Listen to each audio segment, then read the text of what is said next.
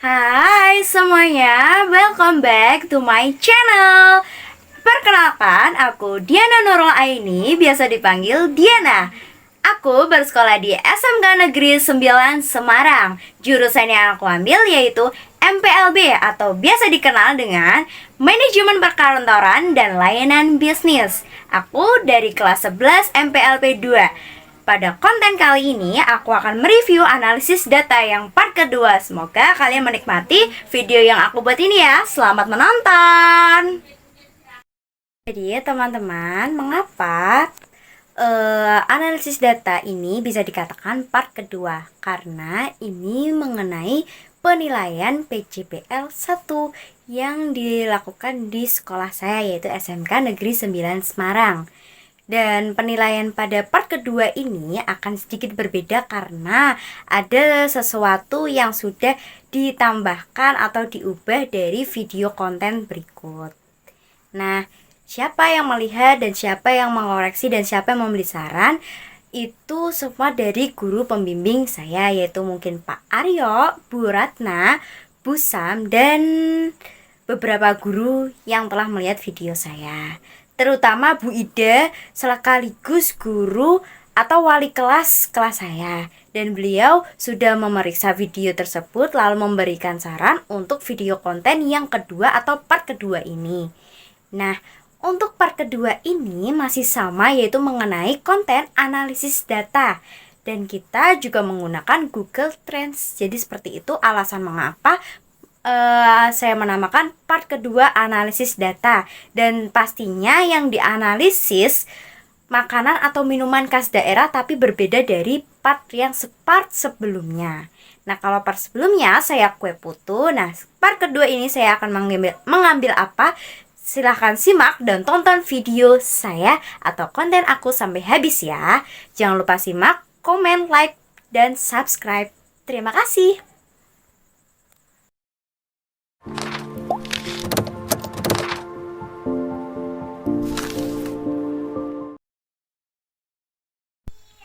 Analisis data adalah proses penyelidikan data untuk mendapatkan wawasan yang bermanfaat yang melibatkan penggunaan berbagai teknik dan alat untuk mengidentifikasi pola, tren, dan informasi penting dalam data.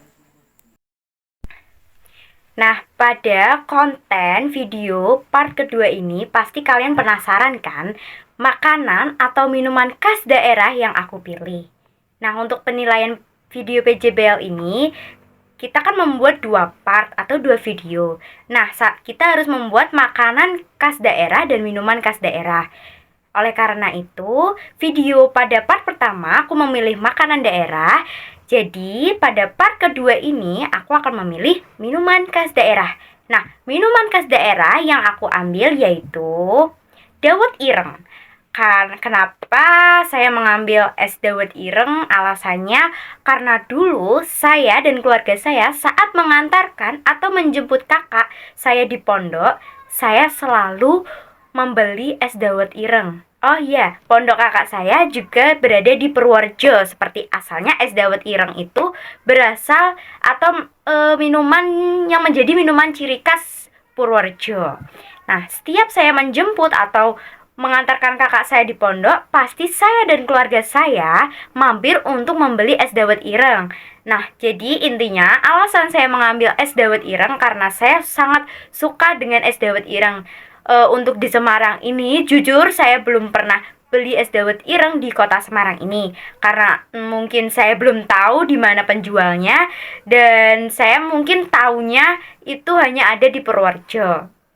Nah, oleh karena itu nanti pada video di sini akan ada penjelasan mengenai analisis data es dawet ireng. Bukan hanya di wilayah Purworejo, tetapi saya akan mengulasnya di kota Semarang. Entah dari pesaing, penjual, dan cara membuatnya, dan lain-lain. Oleh karena itu, teman-teman, simak video konten ini sampai akhir dan jangan lupa untuk like, komen, dan subscribe. Dan jangan lupa untuk share ke teman-teman lainnya untuk video kontenku ini ya. Terima kasih. Konon minuman ini mulai dijual pada dekade 1950-an. Pelopornya adalah Mbah Ahmad dan Sri. Hingga kini warung dawet ireng yang dulu dipakai Mbah Ahmad dan Sri jualan masih eksis sampai sekarang. Lokasinya terletak di Jembatan Butuh, Desa Butuh, Kecamatan Butuh. Saat ini warung tersebut dikelola cucu Mbah dan Sri, yakni Wagiman. Selain rasanya yang autentik, warung sederhana tersebut begitu terkenal karena namanya yang unik, yakni dawet hitam atau jembut kecabut. Namun ini sejatinya merupakan singkatan dari lokasi tempat itu berasal. Wagiman mengaku sengaja memilih nama yang terkesan jorok tersebut untuk menarik perhatian pelanggan. Kebetulan warungnya berlokasi tepat di sebelah timur jembatan yang menghubungkan Desa Butuh dengan Kelepu tersebut. Wagiman mengatakan bahwa dawet ireng ini semula didirikan oleh kakeknya untuk menjadi pelepas dahaga bagi para petani saat musim panen. Dia bercerita dulu Mbah dan Sri berjualan menyasar petani dengan berkeliling dari satu sawah ke sawah lainnya. Setelah populer, Mbah dan Sri kemudian membangun kedai sepelemparan batu dari jembatan Butuh yang terletak di pinggir sawah. Warung ini kemudian diwariskan ke anaknya. Namun, dari nawan dawet ireng itu kemudian dikelola Wagiman dan pasangannya Hartati. Saat ini Wagiman mengaku membuat sendiri dawet irengnya. Saban hari, dia bangun sejak dini untuk membuat oman. Serbuk oman kemudian disaring dengan kain dan dimasukkan ke dalam air sehingga jadi pewarna hitam. Air ini lalu dicampur dengan tepung sagu untuk diolah menjadi dawet. Setiap hari Wagiman mengaku mampu menjual ratusan gelas es dawet ireng. Pelanggannya tidak hanya masyarakat sekitar, tapi juga orang-orang di luar kota yang ingin wisata kuliner. Gak jarang pejabat hingga selebritis yang kebetulan lewat jembatan Butuh biasanya bakal mampir ke tempatnya. Seporsi dawet ireng jembut kecabut dibanderol sekitar 5.000. Agar lebih nikmat, kamu juga bisa menambahkan tape ketan seharga 1.000. Kalau kebetulan tengah melintasi jembatan Butuh, silakan mampir dulu untuk menikmati dawet ireng bikinan Wagiman ya. Jangan terpengaruh oleh namanya yang jorok. Asal-usul dawet ireng. Dawet ireng adalah jenis es dawet yang berasal dari daerah Butuh, Purworejo, Jawa Tengah. Kata ireng dari bahasa Jawa berarti hitam. Butiran dawet berwarna hitam karena diperoleh dari abu bakar jerami yang dicampur dengan air, sehingga menghasilkan air berwarna hitam. Es dawet jembut kecabut singkatan dari sebuah lokasi daerah bernama Jembatan Butuh atau disingkat jadi Jembut. Untuk nama belakangnya kecabut itu berasal dari kota Kecamatan Butuh. Jadi apabila disatukan adalah dawet jembut kecabut. Memang terkesan jorok, namun inilah sisi keunikan minuman legendaris khas Purworejo. Pembuatan minuman ini masih menggunakan cara tradisional. Adapun ciri khas hitam itu sendiri terbuat dari jerami yang dibakar sehingga menghasilkan pewarna alami untuk makanan yang sehat. Dawet ireng dikenal sebagai minuman khas Purworejo, Jawa Tengah. Sensasi segar dari minuman ini mirip dengan yang kamu rasakan jika kamu minum dawet ayu khas Banjarnegara atau es cendol. Namun berbeda dengan dawet ayu yang memakai cendol hijau. Dawet ireng memakai cendol berwarna hitam.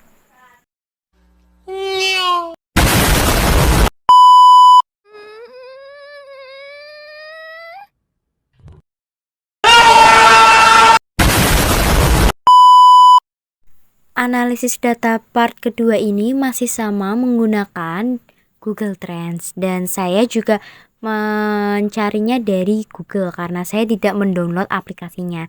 Jadi teman-teman bisa mengetikkan Google Trends pada search atau mesin pencari di Google. Lalu jika sudah, kita masuk ke Google Trends dan Tunggu sampai ke halaman beranda.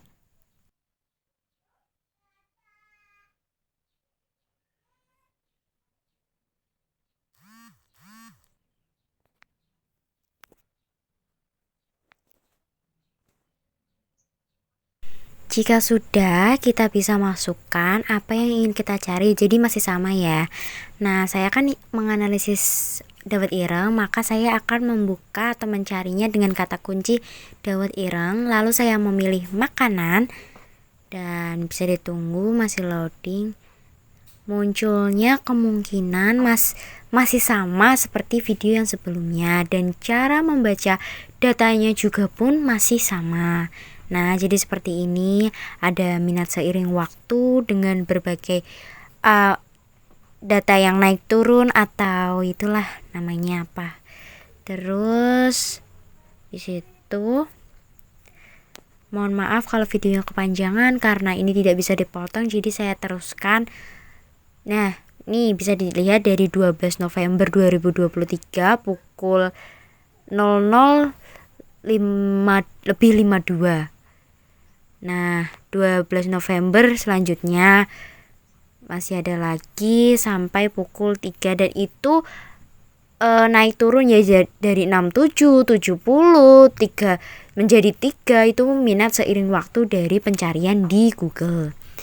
Nah, dari peninjauan bisa sehari terakhir, 1 jam terakhir, 4 jam terakhir, dan berbagai hari yang banyak yang sekiranya teman-teman mau pakai yang mana itu bebas.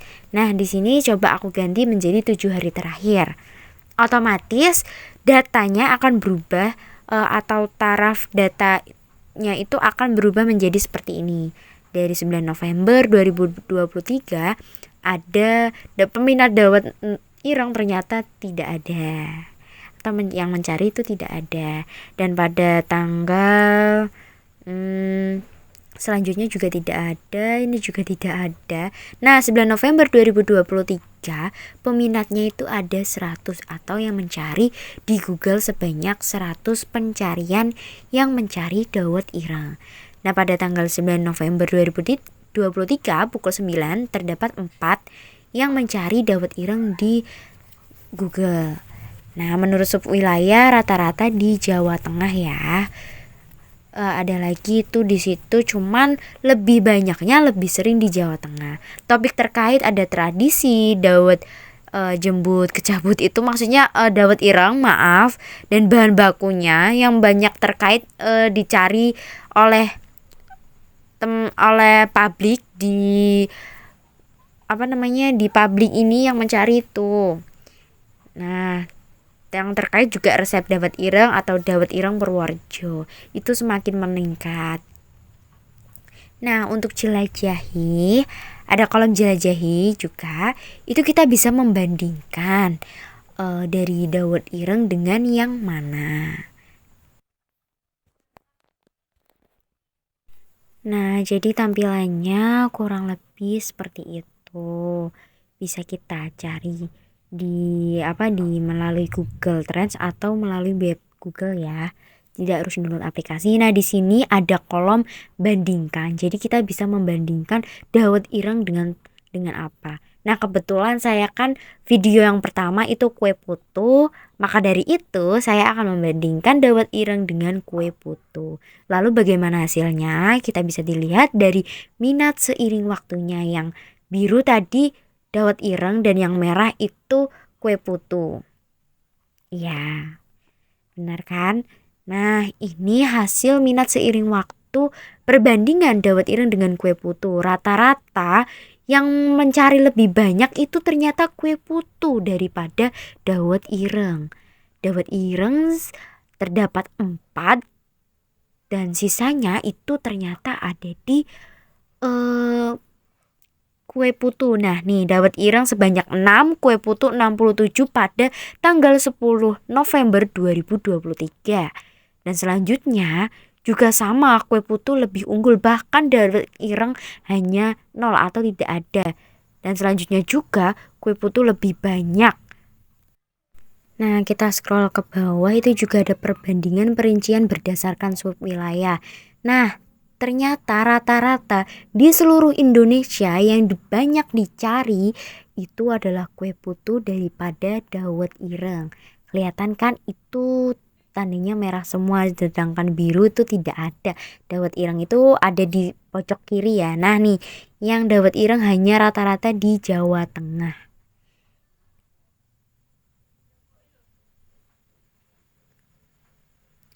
Nah, ini juga dari menurut subwilayah itu lebih banyak, bahkan seluruh Indonesia, hampir seluruh di Indonesia itu kue putu yang banyak dicari. Nah, sama yang seperti aku bilang tadi, aku belum tahu kalau di Semarang ini ada yang jual atau tidak. Dan untuk mengetahui hal tersebut atau sudah ada yang jual atau pesaing, kita bisa melihatnya di marketplace yang ada, yaitu seperti Grab, Gojek, Shopee Food dan lain-lain. Nah, di sini aku menggunakan salah satu aplikasi tersebut untuk melihat dan mencari apakah sudah ada yang menjual. Nah, ini ternyata ada dan itu cuma satu, guys. Kita coba untuk buka apakah harganya sesuai sama dengan yang ada di Purworejo. Nah, di sini ternyata ada di Gajah Mungkur. Kalau dari rumah saya dekat. Dawet ireng original 9.000. Nah, sedangkan yang di Purworejo dulu masih sekitar 5.000. Kalau sekarang saya kurang tahu ya, sudah naik pasti harganya. Di sini ternyata juga banyak varian atau variasi yang dijual oleh es dawet ireng tersebut.